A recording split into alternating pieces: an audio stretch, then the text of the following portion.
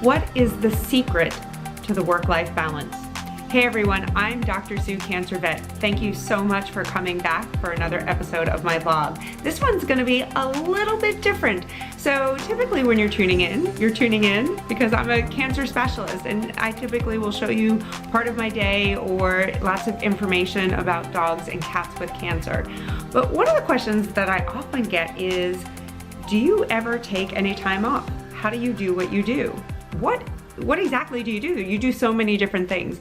And you know, we're always looking for tips and tricks for balancing work and life. And I don't know that I have all the answers, but I do work really, really hard. And I am also feel that it's really important for self-care to take care of myself and my family. So let's try to figure it out. And I'm gonna tell you some of the tips and tricks that I have, and hopefully they'll help you.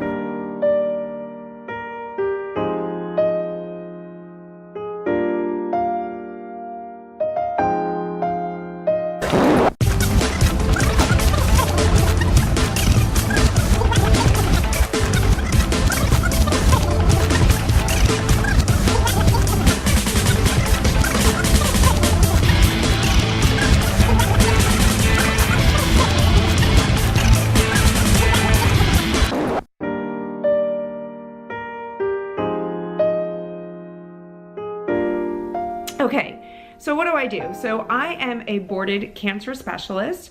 I used to be in practice full-time, but over the last couple of years, as I've done more with Dr. Sue Cancer Vet and more speaking, I've backed that off. So I'm currently in practice 2 days a week with a pretty busy caseload. And I love what I do. I love my patients. If you've watched any of the other vlogs, you see the attachment that I get to my clients, and I truly believe it is an honor and a privilege to be able to help families through this dark moment when they come to see me when their pet has been diagnosed with cancer. So I really love that, and I'm glad that I still get to see patients 2 days a week. The reason that I back that off is I also love to do the other parts, which is to educate veterinarians and veterinary professionals, so technicians, that cancer is a treatable disease. And so to do that, I speak. I'm usually on the road. When I say on the road, usually in the air about 1 to 3 times a month, going to national, state, and regional veterinary conferences. And that means leaving my family. I have a fabulous husband who helps me be able to do that. I have 2 boys that are 13 and almost 12, so they're about 1.5 years apart. And if you watch any of my Instagram stuff, and you'll see, you know, in my stories all the time are my 2 Labradors. So, you know, I'm a practicing oncologist, I speak, I have 2 dogs, a family, and you know, a lot to really balance. In addition to that, I manage all things related to Dr. Sue Cancer Vet. So I have this YouTube channel, I have a Facebook page, I have an Instagram account, I have Twitter, and I use all of these different social media channels to reach people and pet owners and veterinarians and veterinary professionals. I also have a closed Facebook account to help answer questions for veterinary professionals. And you know what that means? A lot of comments. I try to read every comment and comment back when I can, as quickly as I can. And all of those have direct messages. So we have direct messages coming from Facebook and YouTube and Instagram. So it's a lot, and it comes through 24/7, and you know, a lot of notifications on my phone, and just really that urge to, you know, look at my phone and get to those notifications as quickly as possible, and trying to balance that with unplugging at times, whether it's for a couple of hours or longer, and getting off of my device and staying present with my family and the people around me, which I think is really, really important. So, and then I write for veterinary journals, which to me is another way to reach more people about different cancer topics. So again, I do a lot professionally, even though I'm not in the clinic full time. So some of the drawbacks, some of the things that you don't see besides my overflowing email boxes and my direct messages, you know, with speaking, which I love that opportunity to go out and meet people and get on planes. But, you know, with that, it's also the logistics of scheduling those flights, getting to the airport, doing the proceedings, which are the notes that get published for these conferences, constantly updating my talks to make sure that the cancer information is updated as possible. I also attend conferences, so my information could be as up to date as possible. And I also have to read the veterinary journal, so my information is up to date as possible. So again, it's just that constant influx of information, and then making sure that my stuff is up to date each time that I speak. So that can be overwhelming in and of itself. In addition, just some sort of personal things. I struggle with chronic headaches. I'm on medication, and with my medication comes side effects. So, and whether they're completely stress related or things like that. So, it's my life isn't perfect. I try to be transparent and open about these things, but when it comes down to it, why do I do all the things that I do? I feel honored and blessed that I love my job. I love what I do so much. I love speaking so much. I love helping clients and patients so much. I tell my boys, you will be so lucky if you can find a profession that you feel so happy. I think there are, unfortunately, too many people that don't have jobs that they love. And again, I have jobs that, speaking, going into the clinic, that I adore and love so much, that bring me so much personal joy and satisfaction. And I think that's why I can work so hard. The negative is I work so hard, and even though I've cut back with clinics, my husband is constantly reminding me, you work too hard, you work too much, you need to cut back. So in the remainder of this video, let's talk about a few of the tips and tricks, and some of these are things that I talked about with Dr. Mary Gardner, that I have implemented over the last couple of years. And again, it's a work in progress. I'm constantly listening to podcasts, listening to books. I listen to books on Audible because that's something that I can do in my commute. And hey, that's one of my tips and tricks. So often by the time I get into bed, I am freaking exhausted. So Audible books has been a great way for me on my commute, which could be anywhere from 45 minutes to an hour, depending on how bad traffic is in the metro New York area from New York to Connecticut. So Audible books have been phenomenal for me to get, and that's when I listen to sort of these books with tips and tricks. So tip number one is figure out ways to get things done. So for me, Audible books and podcasts on my commute have been a phenomenal way to get the information that I need in the time that I need. You want to listen to a veterinary podcast with me? No. Because reading books was not working for me. I'd get into bed with a book and fall asleep 2 pages into wherever I left off. Tip number 2 for me is a planner. So I love to plan and I love to be organized, and sometimes, guys, I am so disorganized. This is one of these planners where there's a monthly section, a weekly section, and a daily section. So the weekly one I usually do on Sunday nights. I celebrate my big wins, how I'm going to improve. Interestingly, on July 1st, how I was improved was going to focus. And so for me, focus is always something I'm trying to work on. I have to remind myself to focus. Like, one of my focuses each week is to be focused. It's not to get distracted. And using my planner better. And then things I'll improve, and it's both with personal and work and family and friends and relationship. And then you have different projects that you're working on. So you have that for weekly, and then you have a daily section as well. I don't always do the schedule part. So when I'm working from home 2 to 3 days a week, I don't always use that, but I really like the affirmations.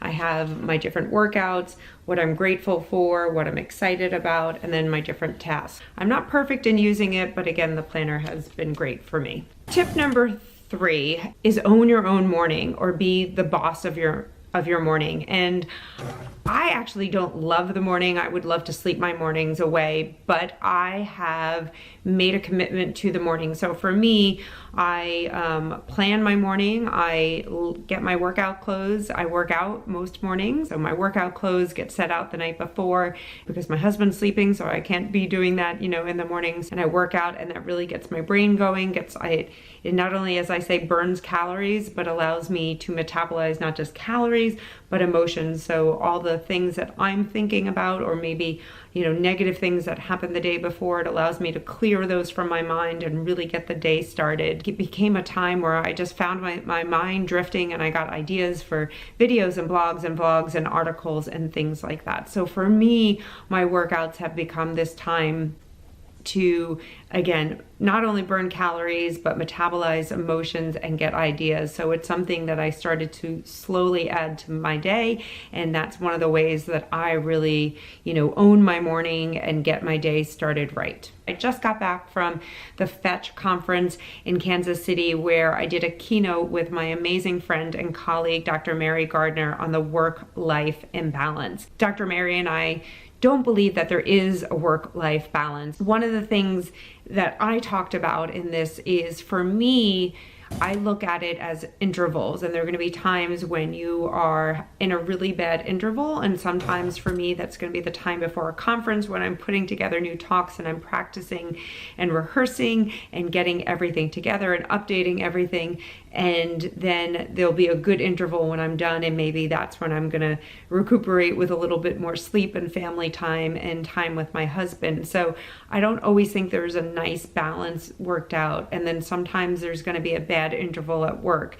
And sometimes it's gonna be weeks, and sometimes that could be months, depending on what's going on. But as an interval training, which is one of the ways I train with running, is I know that that interval is going to end, but you need to build in recovery. And so when I first started to add all these workouts, as I mentioned, I used to think that, well, if I was going to work out, I was going to crush it every day. But if I was going to get up and work out, I wasn't going to do an easy workout. I was going to crush it every day. I was going to do cardio. I was going to do a HIIT workout. Every day was going to be moderate to high intensity. I wasn't going to get up and do yoga, because I might as well sleep if I was going to do something easy. That's me, guys. I'm an overachiever. And what I've learned is that you can still go to work and show up and do all the things that you need to do without crushing it every day, because if you do, you're going to burn out. So I want to be durable, and that's why I think this idea of, balance is important, even though I don't think there is a true balance, is because I want to be durable and I want to be consistent and I want to be able to show up every day. But I think that if you try to show up every day and crush it at moderate to high intensity, that you're going to burn out. So again, for me, the focus is consistent, slow and steady progression. And the way to do that is make sure you're building in recovery. So one of the things that I talked about in my talk is, sometimes during the workday, that may mean going outside for 15 minutes just to get out of the clinic. And if the weather's bad, I may go sit in my car, but just not to answer phone calls. And that may be part of my lunch break. Or take a day off on the weekend, or go for a hike, for 3 hours with my family and not look at my phone. So I think you just need to learn how to build in recovery days, recovery moments, depending on how it is. Because again, for me, my goal is to be durable and my goal is to be consistent. So, and I think about that with social media.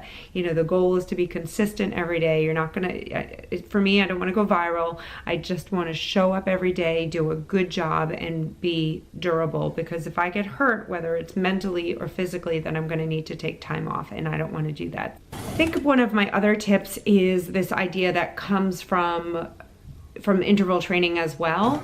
And a lot of this comes from this idea of the 80-20 method when you are running. And again, that 80% of your workout should be easy, which is a really new idea for me, because again, I've always just wanted to show up every day, both at work and in my workouts, and crush it. And that's really, to me, a recipe for burnout and injuries, both physical injuries and mental injuries.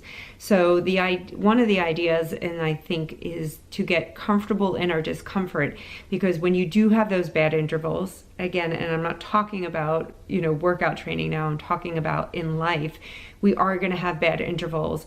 But if we train for them, if we know that we are ready for them, that if we're strong enough for them, we know that we can push through that discomfort, and that the interval will end, and then we can have that break period after. So I think that is an important thing, is to not fear the discomfort and lean into the discomfort. Because if we fear it, then, like for for me, I find that my mind gets worse. So I know this is a little bit different than kind of the simple tips that I talked about. But again, for me, part of this work-life balance is making sure that I'm going to be durable and consistent, and that, you know, I'm in this for the long haul, both professionally and personally. I think a couple of other tips are to take care of yourself, to get your sleep in, eat healthy food and not crap food, because I think when we get tired, we eat poorly, and to hydrate is to just sleep well. So again, good eating, lots of hydration, and good sleep.